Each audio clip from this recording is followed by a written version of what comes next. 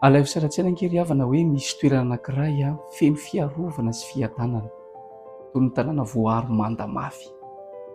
Ary manodidina io toerana io misy olona sasany manandrana mihanika ny manda, ny hafa mitady lavaka miafina hidirana.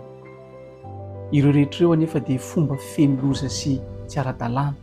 Tsy misy afa-tsy varavarana iray lehibe ihany ny fidirana ofisialy sy azo antoka mba hidirana ao amin'ilay toerana. Io toeram-piarovana io dia fanjakan'Andriamanitra, toerana misy ny famonjena sy ny fiainana. Koa rehefa nilaza Jesosy amin'ny filazantsara ny Jaona 20:7 hoe izao ny varavarana, raha izao no hidiran'ny olona dia ho vonjena izy, dia manambara izy fa izy no fidirana tokana makao amin'Andriamanitra. Ny hevitra tiana ambara eto ry havana dia izao: ny mahatokana ny famonjena amin'ny alalan'i Jesosy Kristy. Tsy varavarana iray amin'ireo maro izy, fa izy no ilay varavarana. Midika izany fa tsy misy lalana miafina na asa tsara na fahalalana afaka mampiditra antsika ao amin'ny fianakavian'Andriamanitra. Ny finoana an'i Jesosy Kristy irery ihany no fidirana.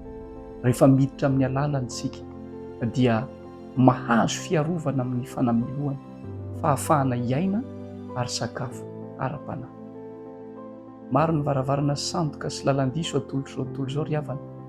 Anio ilay varavarana marina manasa anao hiditra. Ny anarany dia Jesosy. Aza misalasala midira ao amin'ny famonjena. Dahiny Jesosy ianao ry havana.